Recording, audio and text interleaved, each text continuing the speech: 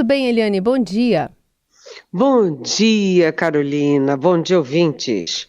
Vamos focar um pouquinho no panorama que tem o presidente Lula, que desembarcou, passou por Suíça, passou por Itália, né? Umas discussões ali no âmbito internacional semana passada, um pouco distante do que estava acontecendo aqui no Congresso, né? Deu a entender que ia se inteirar das discussões assim que desembarcasse.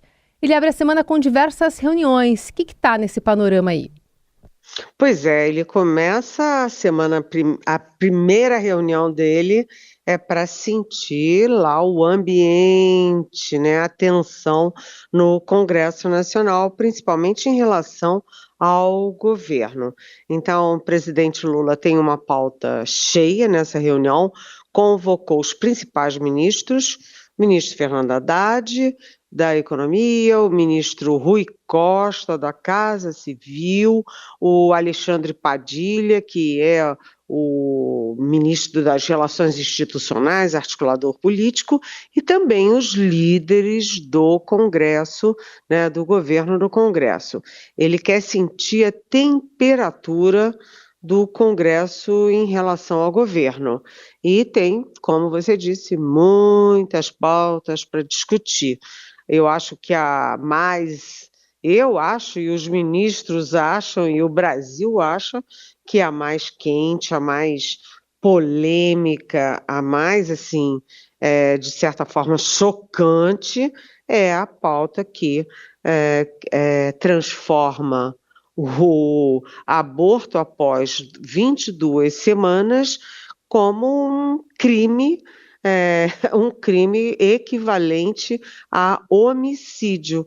Então, é aquela história que a gente vem falando, né? Enquanto o estuprador é sujeito a no máximo 10 anos de prisão, a menina estuprada, né? Porque 70% desses abortos e dessa situação de gravidez por estupro é de meninas, de praticamente crianças.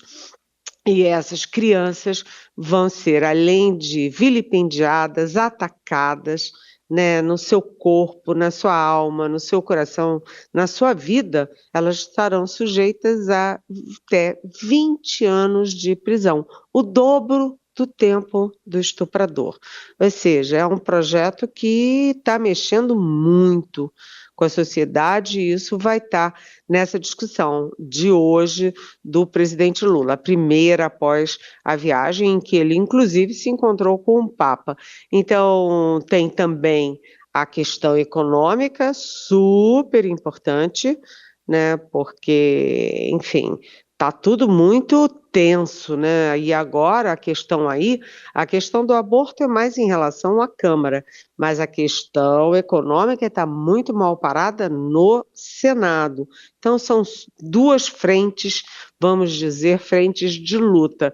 E tem também a questão do Juscelino Filho, o ministro indiciado pela Polícia Federal. Vamos nos aprofundar então sobre elas. Teve uma reação bastante forte a esse projeto do aborto, que foi parar nas ruas, teve mobilização de protestos, né, em diversas capitais durante os últimos dias. O Senado agendou para hoje também de manhã uma sessão de debates para discutir esse processo de aborto legal no Brasil, que foi pedida pelo senador Eduardo Girão, declaradamente contra o aborto, e que em abril do ano passado ficou conhecido por ter tentado entregar aquela réplica de feto para o ministro dos Direitos Humanos, Silvio Almeida, durante uma audiência pública no Senado.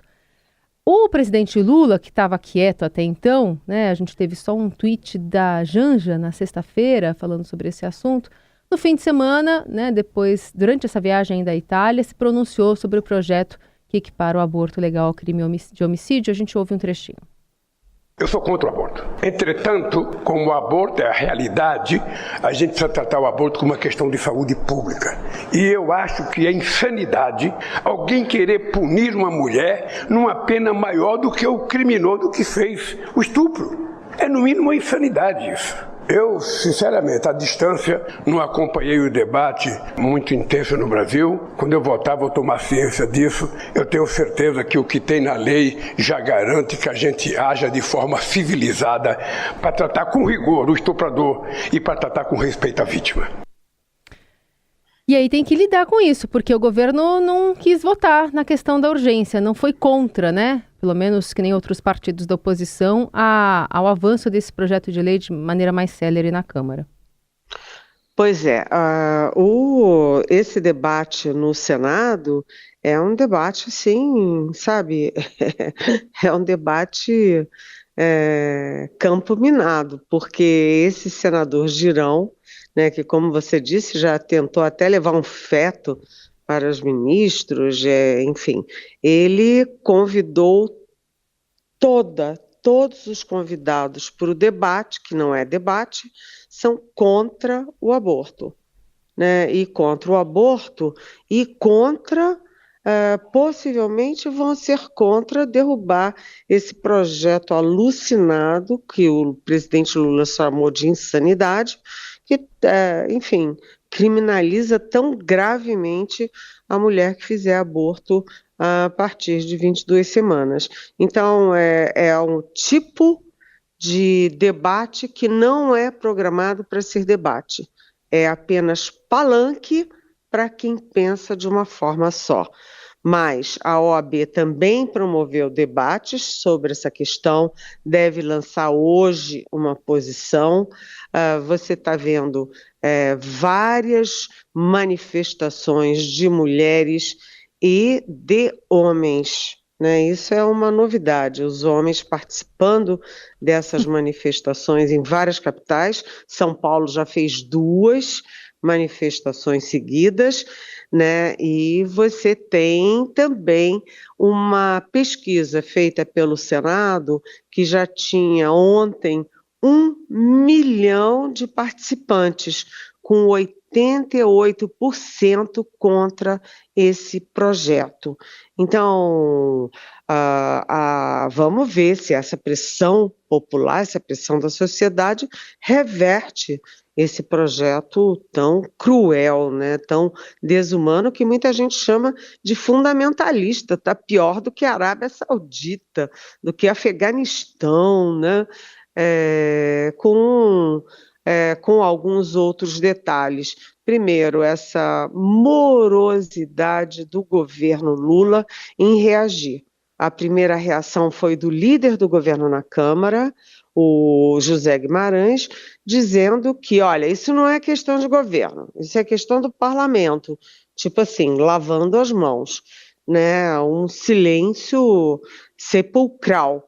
Depois de 48 horas, depois dessas manifestações todas contra, a primeira-dama Janja se manifestou. Aí veio em seguida também o Alexandre Padilha, que é médico, que é também articulador político, disse que o governo não vai compactuar com esse projeto, e até que no sábado, finalmente, o presidente Lula fez essa manifestação que a gente ouviu, e 3 ministras mulheres se uniram para condenar o projeto. Aliás, Nízia Trindade, que é da área de saúde, demorou muito, né? Demorou muito para condenar um projeto que é condenável sob qualquer aspecto. Agora, Carolina, é importante a gente dizer que os radicais da bancada evangélica estão ativos. E, por exemplo, o deputado Sóstenes, que é evangélico, que é linha dura aí da bancada evangélica, está fazendo uma campanha feroz a favor desse projeto, o que deixa o governo Lula numa espécie de armadilha, né? Se fala a favor do projeto, está bem, está contra tudo que o PT apoiou a vida inteira e está contra as manifestações feitas pela sociedade. E se vota contra o projeto, ele pode ficar ali numa posição de embate, frente a frente, com uma bancada muito forte, que é a bancada evangélica. O Lula não tem apoio maciço dos evangélicos, nem no eleitorado evangélico, nem na bancada evangélica no Congresso. Então é uma situação delicada e a sensação que a gente tem é de que jogar esse projeto no ar, aliás, com apoio decisivo do Arthur Lira, presidente da Câmara, para encurralar o governo. Vamos acompanhar essa semana o passo a passo aí das escolhas do governo e essa manifestação no Congresso Nacional hoje, com essa sessão lá no Senado.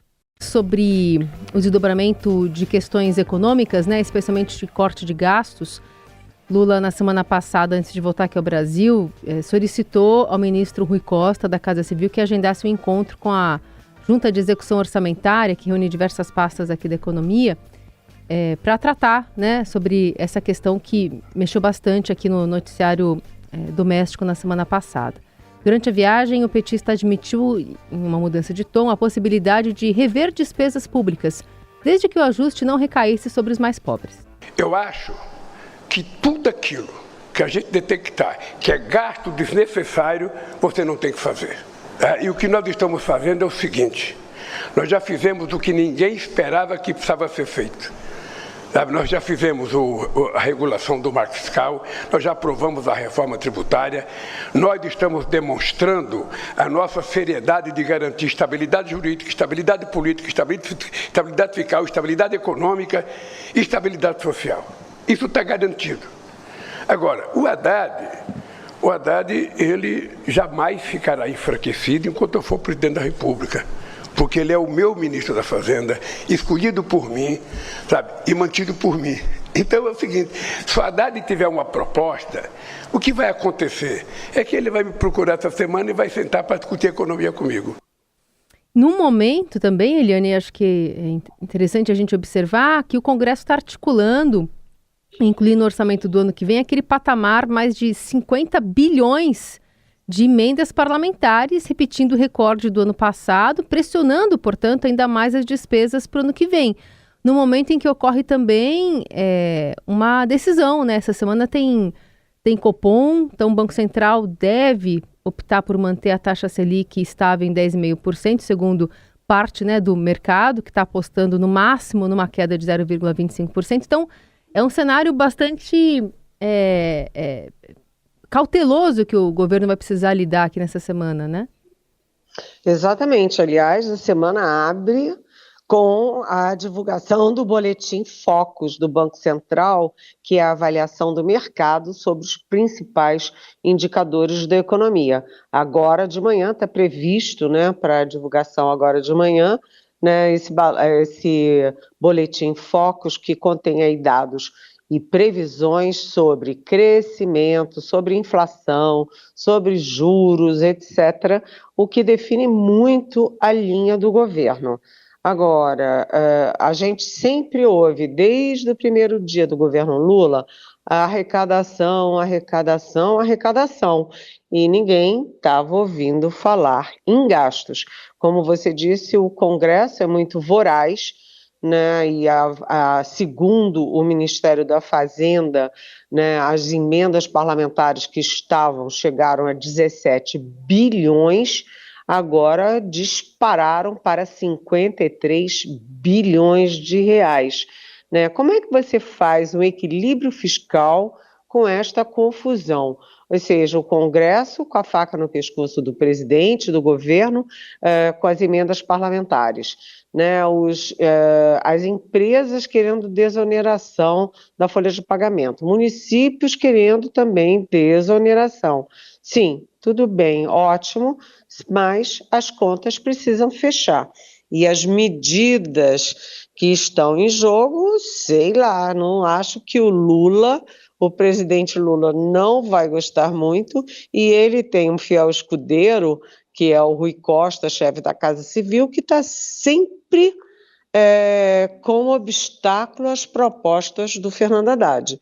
Então, Lula hoje recebe, depois dessa primeira reunião que a gente falou, ele em seguida, ato contínuo, recebe o trio da economia, o Fernando Haddad da Fazenda, a Simone Tebet do Planejamento e a Esther Dweck, que é de Gestão. Ele recebe para ouvir as propostas de corte de gastos que não são nada, absolutamente nada populares. Fim dos super salários, tudo bem. Essa dá para passar, enfim, é polêmica, porque quem tem super salário vai brigar, vai se esgoelar, mas ela é digerível. Agora, mudança na Previdência dos militares, é campo minado. Revisão do cadastro do INSS, sim, isso é importante porque tem muita fraude, né? Tem o reajuste dos benefícios do INSS, desvinculando esse reajuste do salário mínimo. Isso dá confusão. E a mudança dos pisos da saúde e educação, que dá mais confusão ainda na base do presidente Lula, tanto no Congresso quanto na sociedade. Então, vamos ver, né? O Lula diz, olha, mexer no social não pode, mas como é que você faz? Então, hoje, essa discussão do Lula com os 3 ministros da Economia é muito poderosa, com uma curiosidade, sabe, Carolina Ercolim e nossos ouvintes, é que o Fernando Haddad, que na semana passada foi lá no fundo do poço e voltou com o apoio do presidente Lula, ele tem 3 encontros com Lula hoje, num único dia.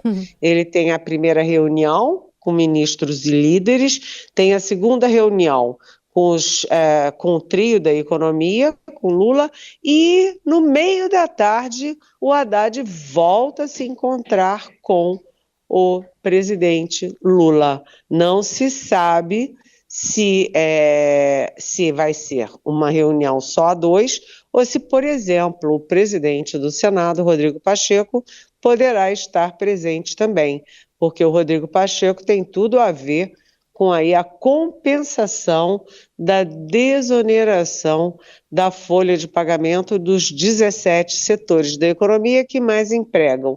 Então, a coisa está ali, é uma queda de braço danada. E o Haddad, 3 encontros no mesmo dia com Lula. Matar a saudade. Só para atualizar aqui, você falava sobre o Boletim Focus, saiu.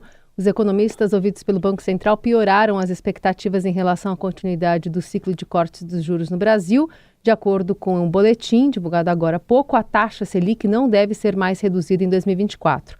Atualmente, a taxa de juros está em 10,5% ao ano e, segundo o relatório, esse patamar deve permanecer inalterado. No relatório anterior, a instituição trabalhava com uma taxa de 10,25% em 2024. Eli, falar também sobre o ministro das Comunicações. Era outra pendência que o Lula tinha para essa semana, né, Juscelino Filho? Fica? Pois é. Primeiro, deixa eu falar um pouquinho, só uma frasezinha sobre o Boletim Focus. Isso é um problemaço, né? É mais um problema para o presidente Lula, mais um problemaço para o Fernando Haddad. Por quê? Porque o Banco Central está indicando que acabou aquele movimento de redução dos juros. Ou seja, você vai ter hoje não apenas um embate entre o Palácio do Planalto, Lula e o Banco Central, como você vai ter movimentos no mercado. Ou seja, é o Banco Central, é o Boletim Focus, é o mercado dizendo, olha, do jeito que está, não dá para baixar juros, interrompe um processo, um ciclo virtuoso que inclui, claro, a queda dos juros. Bem, mas vamos ao Juscelino Filho. O Juscelino Filho é um ministro enroladíssimo desde o primeiro mês de governo, quando o nosso Estadão publicou que ele usava diárias com dinheiro público, usava avião da FAB para ir de Brasília para São Paulo. Para quê? Para se divertir em leilões de cavalos de raça, né? Ele tem tem uma lista grande de probleminhas ali com dinheiro público, essa mistura do privado com o público, e agora ele é indiciado pela Polícia Federal. O Lula disse lá na Europa, olha, quando chegar no Brasil, vou conversar com ele. E o Lula disse que o ministro tem o direito de se defender. Claro, todos nós temos o direito de se defender, mas num caso de ministro político, indiciado pela Polícia Federal, que é um órgão do governo, e que vem só dando problemas, sem apresentar resultado nenhum, aí complica. Então, o Lula tem uma decisão muito difícil pela frente. Mas o Juscelino Filho é um parlamentar, né, eleito pela União Brasil, que é um partido muito forte, e foi indicado pelo Davi Alcolumbre, que é assim uma espécie de dono do Senado. Então, o Lula está também, neste caso, encurralado.